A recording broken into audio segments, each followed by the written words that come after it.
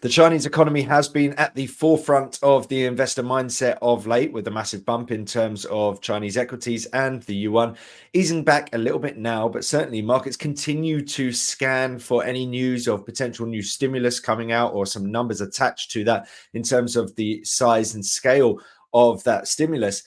But also, we have got a whole raft of data points coming out on Friday, the 18th of October. We're going to get into that and see exactly whether this is going to potentially see a reversal of the recent gains that we've been seeing for the Yuan and the Hang Seng, or whether this provides us with a potential buying opportunity to get into a market bottom.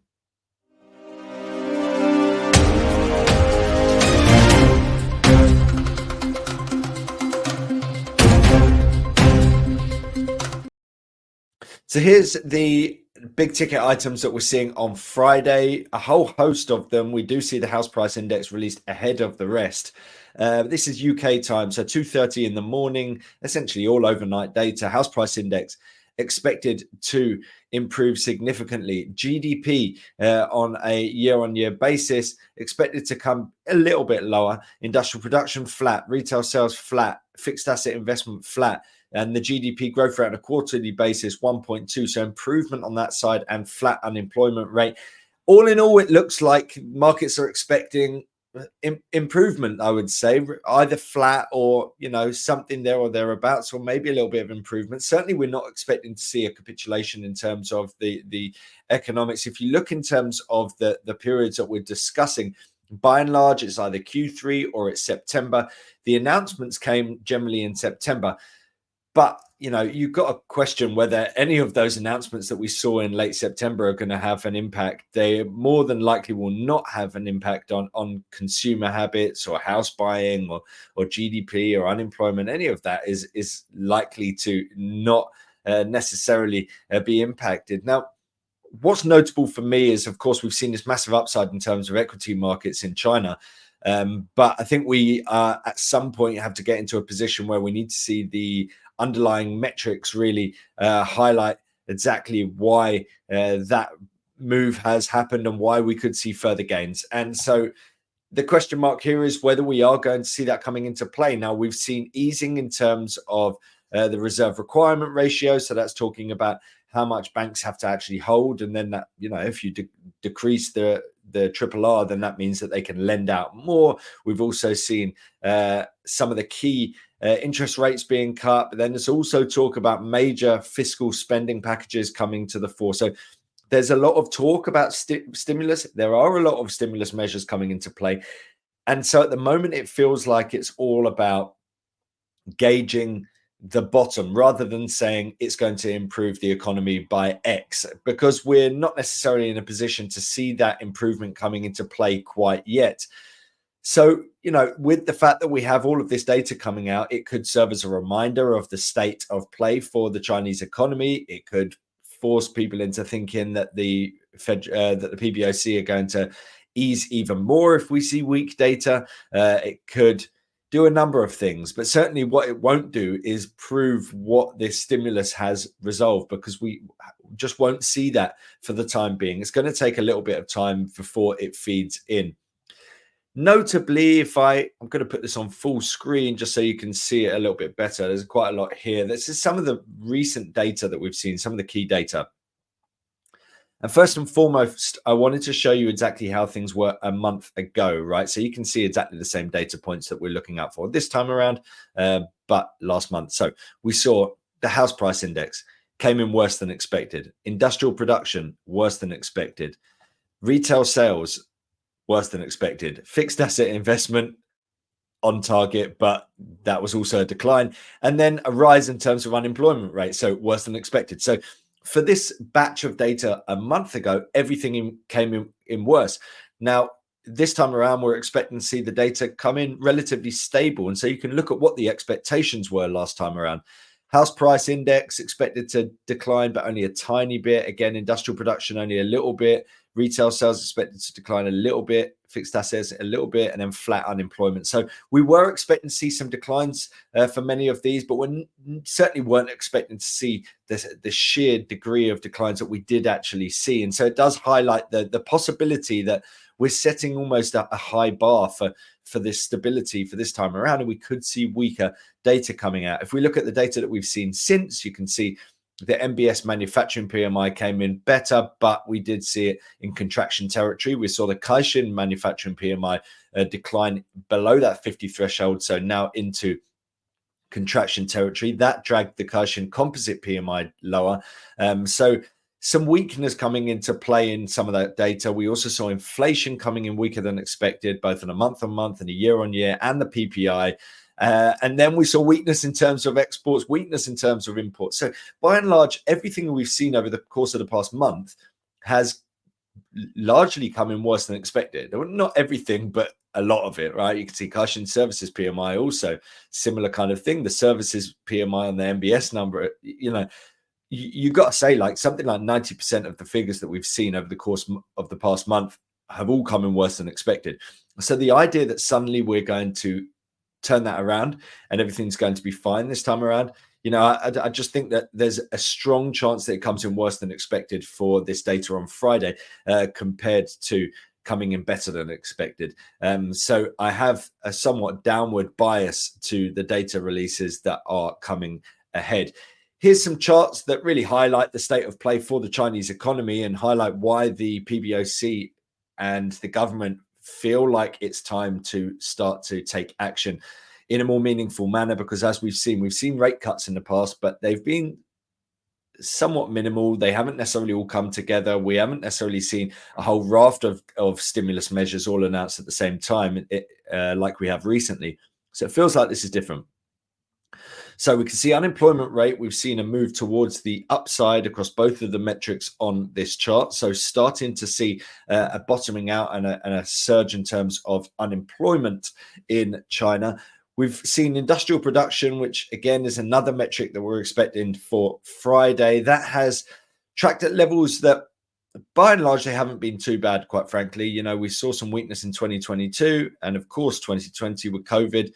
But you, of course, saw that whole zero COVID policy in China. So really, it does feel like it's sort of trying to normalize. It's getting towards the kind of areas that we saw pre-pandemic. We're certainly not there yet. We've seen some jitters. In terms of Chinese GDP, you can see the pre-pandemic average on a monthly figure is around about 1.7%. We've been below that for some time now. Certainly since the pandemic, things haven't really normalized and got back to where they were previously. You can see it's very, very consistent in the past.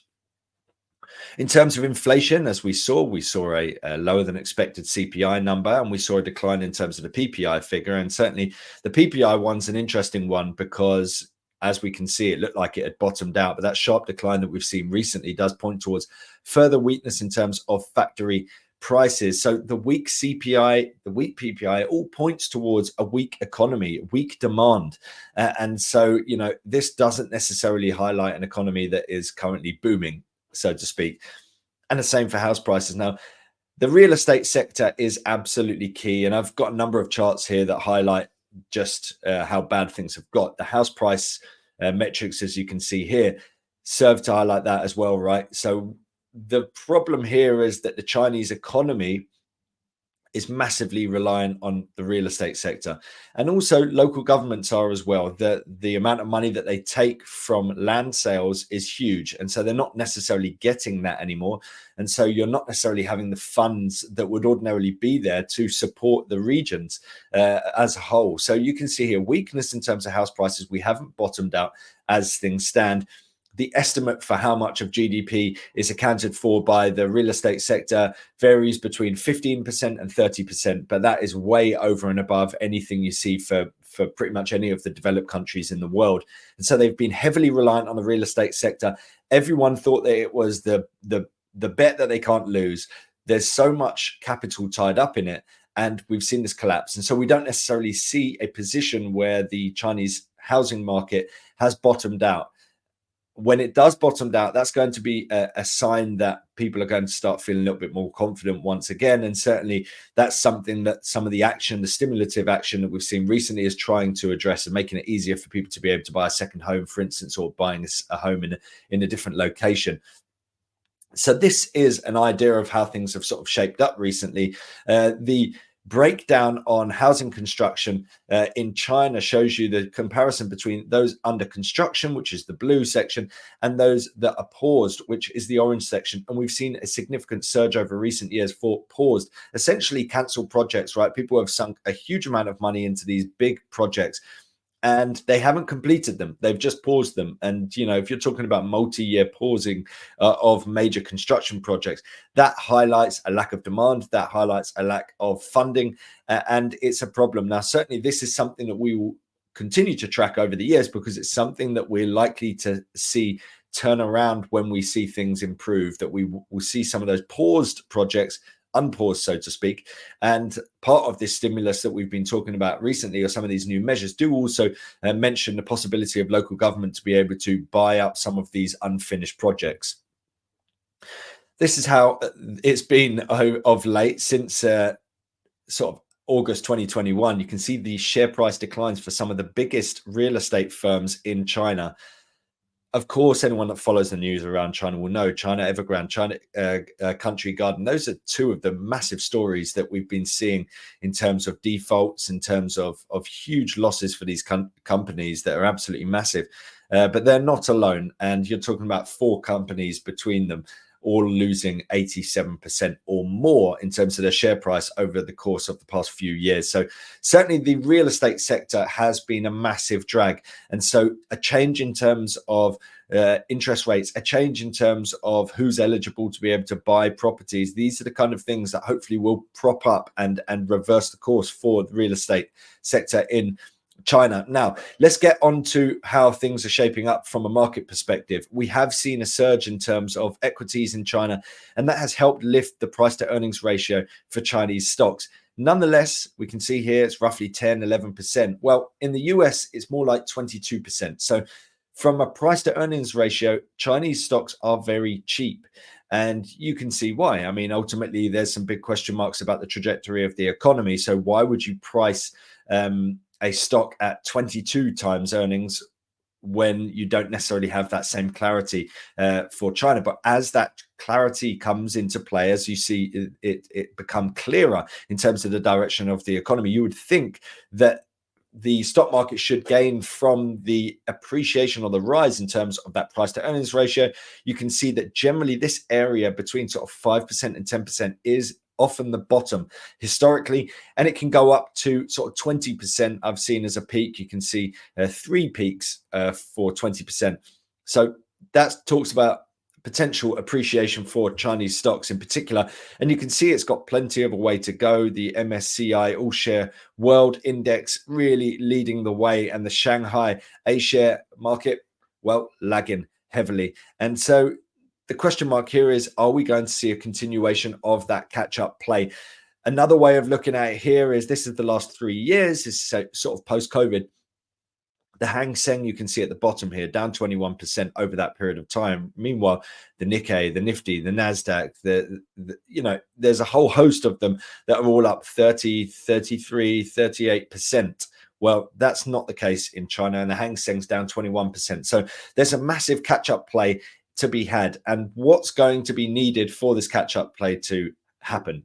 Well, first and foremost, we need to see enough stimulus measures that's going to continue to make people feel confident. In the past, we've been hearing about, you know, okay, the government's talking about the willingness to ramp up debt, but we don't necessarily know the size of the stimulus. So maybe they announce that, and then at a later date, they announce how much the stimulus is in terms of number format to try and continue this boost. They don't necessarily want to just announce everything all at once, and then you have to wait a really long period of time to feel the next sort of boost when the economics start to turn upwards. So they've held back on some of the detail, but hopefully we'll see more detail coming out, being drip fed into markets, by which point hopefully we start to see the economics take a turn and the economics start to move towards the upside. So stronger metrics across many of the different things that I've shown you today. Once we start to see that, that's likely to feed into the narrative that it's an economy that's on its way up and that the bottom has been established.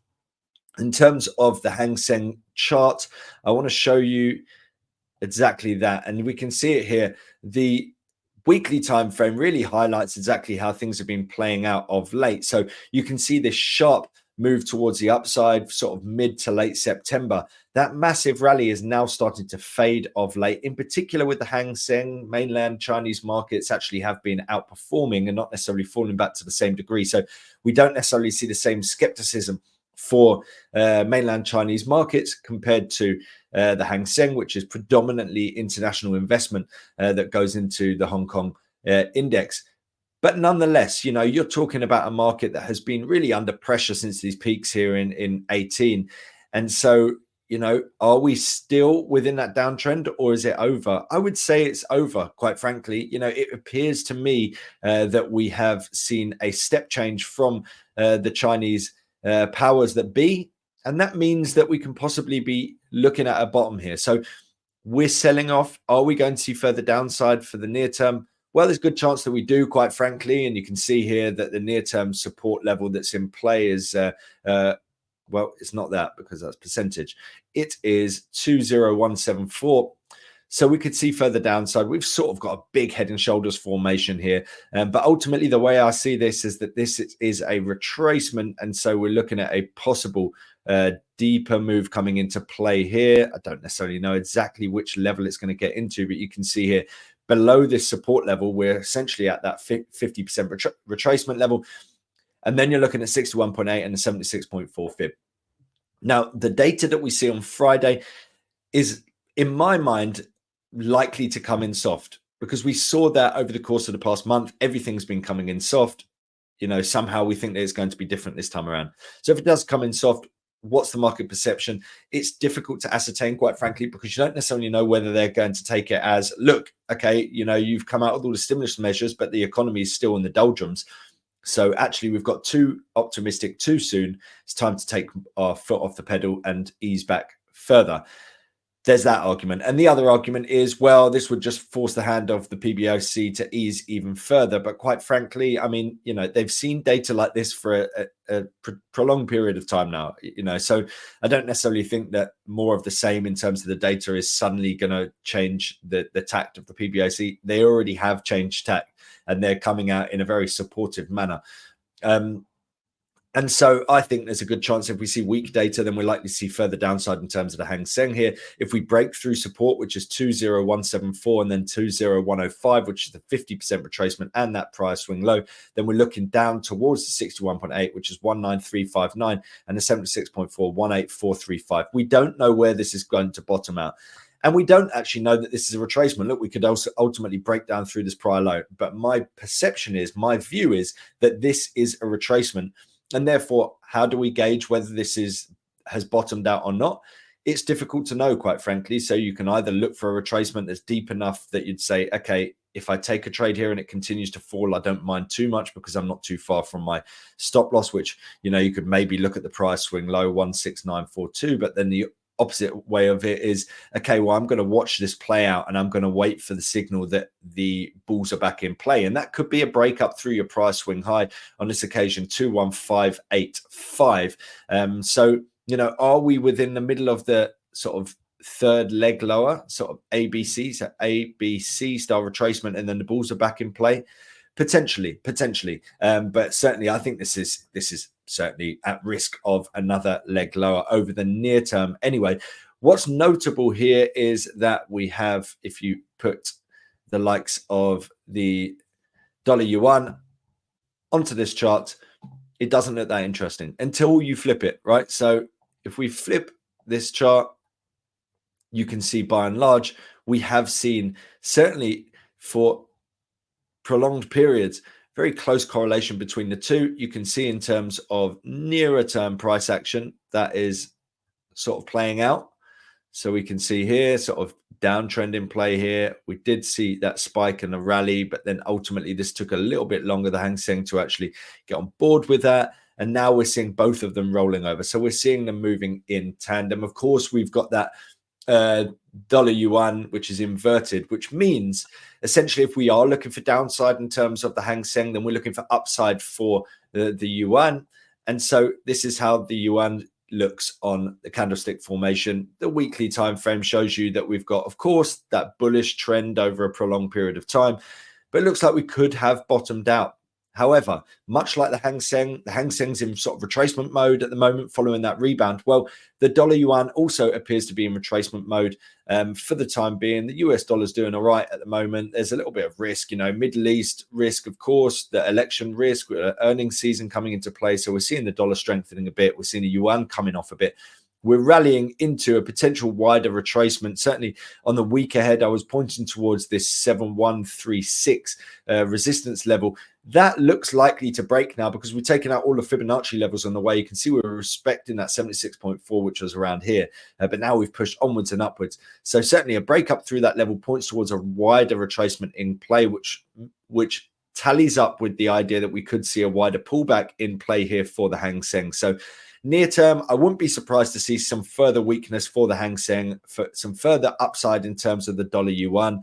But I do think both of them appear to have turned a corner, and the Chinese appear to be serious about this stimulus. It's going to take time for the data to reflect the impact of that stimulus, and therefore I think there's a good chance that the data as it stands is a little bit optimistic. If we come in lower, then hopefully we see further downside in terms of the Hang Seng, upside in terms of dollar yuan. And then, for those that also think that we've seen a potential turning point for these markets, then you see more advantageous opportunities for those markets to then go back in the direction that they had moved previously. But certainly both markets taking a breather as it stands. And it's interesting to note that that is happening ahead of this key raft of data that is due to be released on Friday, the 18th of October.